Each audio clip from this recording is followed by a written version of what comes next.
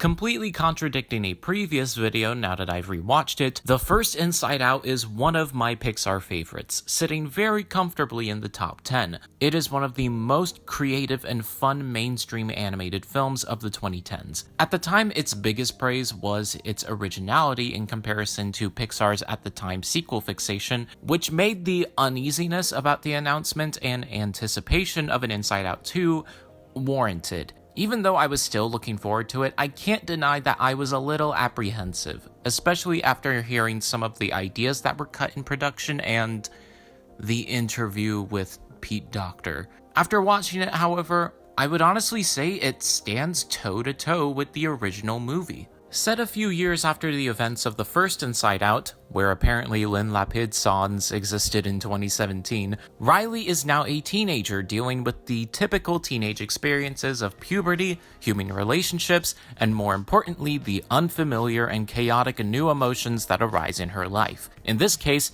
anxiety, envy, embarrassment, and ennui enter her life and clash with the original 5 emotions on whether or not Riley should sacrifice her sense of self to fit in and have better chances of a better future. The easiest point of comparison most people make is the emotional weight of both these movies. I will get to that in a little bit, but I would also like to bring up the humor, because watching the first and second movies back to back made me realize that I actually enjoy Inside Out more as a comedy than a drama. The emotional moments are beautiful, but the original has such a snappy and energetic dialogue pattern and sense of humor that never gets old. And the same is true in Inside Out 2. The story is a bit more dense while the runtime is around the same, which might hurt the impact of the plot a little bit for some, but the quick pacing absolutely helps the comedy. There is no room to breathe for these comedic moments, and I am here for them. I cannot count the number of times I got so close to just bursting out laughing in the theater. The closest I got to was probably that stupid memory vault scene, which had me in tears. The characters and their interactions are also as entertaining and delightful as ever, and feel like they genuinely changed from the first movie. Anger grows more soft and comedically aggressively compassionate. Fear and disgust are more proactive than the first film. Sadness especially is given a role where the others rely on her, which is a sharp contrast to the first film where everyone else was pretty much against her existence. And joy is pretty much tied with Woody as the most naturally progressed Pixar protagonist between sequels, where in the first movie Joy learned to hold herself back in favor of balancing Riley's emotional state. Now in the second film, when the new emotions take over, now Joy has to push through her own doubts and anxieties to come to terms with the fact that despite all of her flaws and these scary new experiences in Riley's life, Riley still wants to feel proud of herself and feel happy. At least, that's what I took away from the movie. That's the thing with Inside Out 2 though. Both movies plot-wise are on a similar wavelength in terms of structure and the amount of plot holes, but where one touches on a very specific topic of depression and toxic positivity, Inside Out 2's thematic elements are many and come off as a little vague in the film, which I think makes some of those emotional moments honestly way more powerful than the first movie, and other emotional moments like they're kind of a waste of time. There's more I want to talk about that might include spoilers, so for those who want to back out now, you can. Though this isn't gonna be like Belle or Nimona, where I have a concrete direction to go in my in-depth thoughts. This is just gonna be me rambling with limited footage because I want to get editing done and over with. I think the first thing that'll get under a lot of people's skin in a nitpicky kind of way is how a lot of this movie's world building is distractingly absent from the first film. That comes with any sequel, but especially this one that during the end credits tries to sell that the new emotions were there the whole time in the parents' minds, even though they weren't there in the first film. Honestly though, I don't think that's a big deal. The sense of self though was honestly a little hard to get used to at first. It nonetheless has fantastic payoff in the later portions and especially the final act, but what is kind of distracting is how it not just appears when Riley is 13, when realistically it probably would have appeared earlier in her life, but also how it sort of nullifies the existence of the islands of personality when they were super important in the first film. Though it is interesting to see how both Riley's self and personality are treated as two separate things. The personality islands make up Riley's core traits, while the sense of self is literally how Riley perceives those traits of herself. After all, there is more than one way you can view a thing you do or say. I also know there might be people who wonder if Friendship Island would have been destroyed when Riley betrayed her friends, but not only was the core memory still in place, it was still active because Riley was making new friends. If anything, maybe a new part of the island opened. That actually leads into something else about these movies. I'm not sure if this is a hot take, but Riley has always been my favorite part about Inside Out. Yes, the masterful comedic display of mental functions and emotional processes is great, but I'm always floored by how real Riley feels as her own character in the first film, and it really feels like they go the extra mile into. Not just with the sense of self speaking, but also with how the emotions, especially joy and anxiety, are attached to the sense of self as if they're parents. There was a sense of oneness between Riley and the emotions in the first film, but this movie makes every effort to separate Riley from her emotions, and I think that's brilliant, because Riley is more than just what she feels and what her personality traits are. She is that, and every memory and belief and perception. That is her true self, and it's what makes the ending so powerful to me, or at least from that perspective, because the implications of the climax are admittedly a little vague. To talk about that, though, I would have to talk about the new emotions. Generally, I think that each and every one of them are great to watch. Except for one, though, Envy, who doesn't feel like she has a whole lot of reason to be there. People riff on her not being envious enough, but envy isn't necessarily about being callously jealous of people. It can be an emotion as simple as, I want that, or I want to be like that person. But it does seem like that's all she really says, since there's not a whole lot else to her. I remember when she was instigating Riley to break in and check out her coach's files and thinking to myself, I get why anxiety would push Riley to do that, but how is Riley being envious in that moment?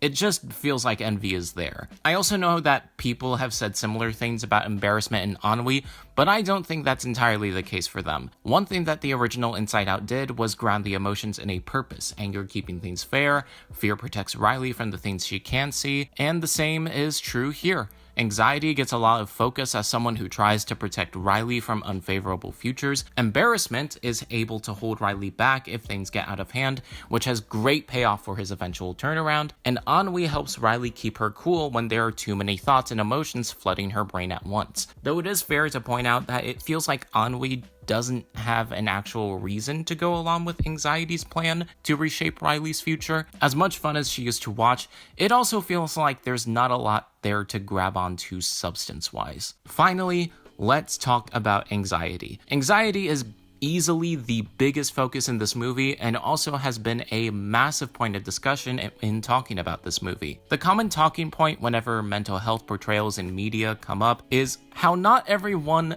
experiences these struggles exactly the same. And that is always a good discussion to have.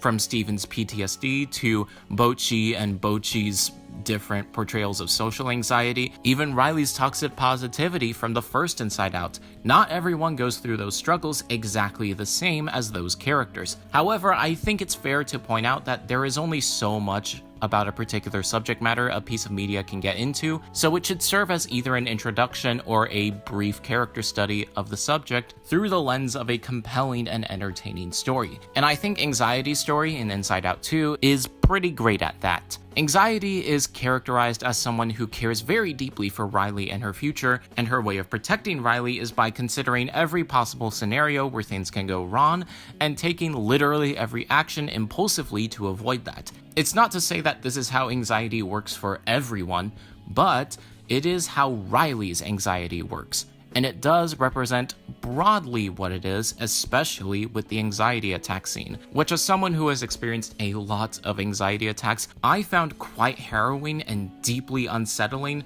but also very relatable. Yeah, in this day and age of making fun of the abundance of realistic depictions of anxiety attacks suddenly coming out in animated films, this is honestly one of, if not the best. And also showing anxiety taking over imagination land to conjure up these possible scenarios in Riley's head is brilliant. And it also feels like a desperate cry for help. Like visually, it resembles an impulsive and impatient CEO wringing animation workers dry until a positive influence comes in and convinces everyone to create the art that they want. It feels like the writers and animators at Pixar are trying to say something. Though that does actually lead into one last thing regarding anxiety, and it's that when joy and the other emotions save Riley, anxiety doesn't have a whole lot to do other than worry over the little things. She's kind of taken out of commission a little bit. So that brings up the question, is the movie trying to insinuate that anxiety should be pushed away?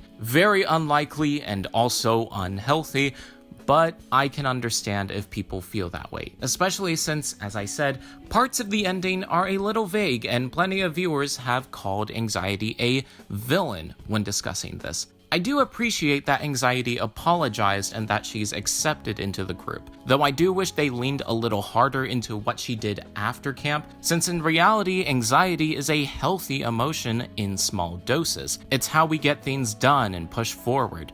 It's when there's too much anxiety when it starts to become a problem. Though I know they probably didn't have enough time to really specify that, there are other things with the ending that might come off in a different light too. Like, for as much as I love when Joy rips away Riley's old sense of self to let Riley decide how to view herself, I wouldn't be surprised if people took issue with that. Some people who have anxiety attacks are helped by focusing on positive aspects of themselves. So being told to also accept the negative, as beautiful as it could be, might come off as a little strange. And then there are also other emotional beats in the narrative that are kind of vague, specifically with Joy.